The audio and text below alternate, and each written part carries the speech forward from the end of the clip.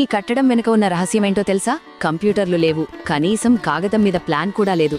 కానీ 800 ఏళ్ల క్రితమే ఒక అద్భుతం సృష్టించబడింది. ఇదే రాజస్థాన్లోని రణక్పూర్ జైన్ ఆలయం. కేవలం ఒకే ఒక భారీ పాలరాతి శిల నుండి ఈ ఆలయాన్ని చెక్కారు.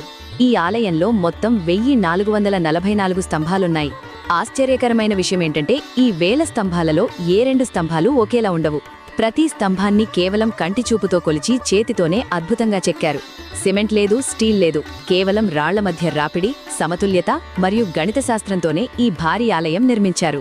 90 టన్నుల బరువును మోసేలా 20కి పైగా డోమ్స్ అద్భుతమైన ఇంజనీరింగ్ టెక్నిక్తో నిర్మించారు. సూర్యరశ్మి కిటికీల గుండా ప్రవేశించి ప్రతి గంటకు ఒక ప్రత్యేక శిల్పాన్ని తాకుతుంది.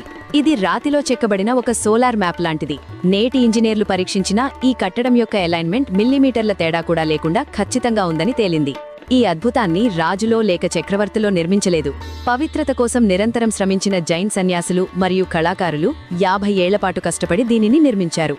8 శతాబ్దాలైనా ఈ కట్టడం చెక్కు చెదరకుండా, ఒక్క అంగుళం కూడా కదలకుండా అలాగే ఉంది.